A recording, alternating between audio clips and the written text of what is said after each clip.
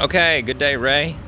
This is a little video. It's Saturday. We're wrapping up the day here, and wanted to review the list of things that want to have you do. I'm going to go over them each one, and then they're on a checklist as well. But I'm going to go over them pretty much in the order that I would recommend doing them. You can do as you would see fit, but this is just what I would recommend. First thing we have here, this is the outdoor unit. I have brazed in the outdoor unit. So upon arrival, the very first thing that you are going to do is attach your gauges to these two ports, and you're going to take a canister of R410A refrigerant and pressurize up this line set tubing and watch it for 10 minutes to see, after you've pressurized it up and turned the tank off and then turned off your hose to your gauges, you're going to watch the pressures and screenshot them, send them to me, and we're going to monitor exactly if the system is holding pressure or if we have any leaks. Okay, so once that's completed, then you'll start the vacuum on the system, and that's where you use a vacuum pump with a cord. So you'll have to have a cord over here at the unit in order to do that. While that's all getting in place, and once you have your vacuum started, you're going to take and zip strap the low voltage wire to the refrigeration tubing, bring it in, and when you get to about right here, you're going to start taping this up. So taping up the line set, because I'm going to put a cover up right here probably, and that cover is going to come down till about right there. So the tape line needs to start probably around here somewhere. You're going to tape all the thermostat wire and the refrigeration tubing. You're going to tape it all the way to here. Right here, you're going to stop and then finish taping the wire just to the line set, the big suction line, all the way to the unit. Okay, so once you've got that going and you've got your low voltage in there, you can go ahead and tie low voltage in. And then you're also going to take and do your high voltage. So there's no disconnect in this case. So we're going to connect to these wires. It's 3-phase electrical. So there's 3 wires and a ground. So we're going to have to make up a whip that comes, you can come out the side here, or you can come out the top. Doesn't matter. But we're just going to come out of this box. We're going to have to take our unibit, drill you a 3/4 inch hole, a 1-inch hole to accommodate a 3/4 inch seal tight fitting. Come out of the top there or out of the side, whichever one you think looks neater, and follow it. Go around the wall till you get over here to the line set, and follow the line set in and into the unit like you've done before. And then you'll wire up your 3-phase, and you can see there's 3 wires here. Just hook, it doesn't matter which one goes to what, just hook them up. And yeah, make sure obviously you're going to pull these back inside the hole, and you're also going to pull these back inside this cabinet. Okay, so that's everything here at the outdoor unit. And while you're doing all this, your vacuum pump will be running, and by the time you're complete, you'll be ready to close the vacuum down, or you're going to continue to let it run, but by the time you're complete with doing the things I've got listed out for you, you're going to be able to close the vacuum down, release the refrigerant, and be ready to run the system. So I'm going to pause now and go inside and show you the next things that we'll be working on then. Okay, so inside right here, we're going to take and seal this right here, mastic seal that entire return pan all the way out to the edge.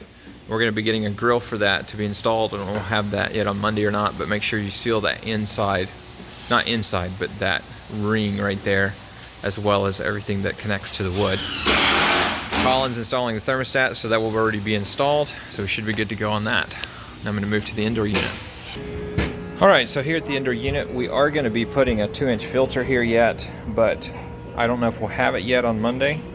So what I'm going to have you do is go ahead and bring the duct over, strap it up like we talked about the other day to the joist, bring it over, across, and into the squirt around and connect it up.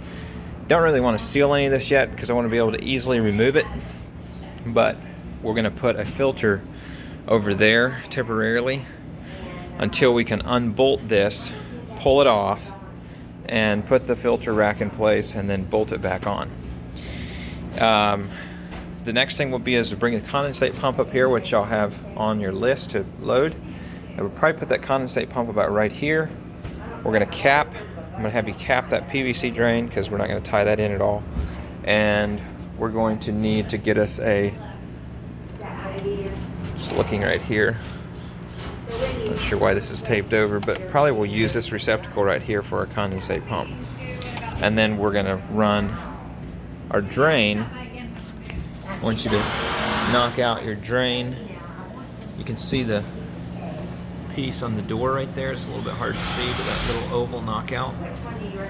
You have to pull the door off, and then you can knock that thing out and put a male adapter in there, and then we can run PVC out of that over here and into the pump.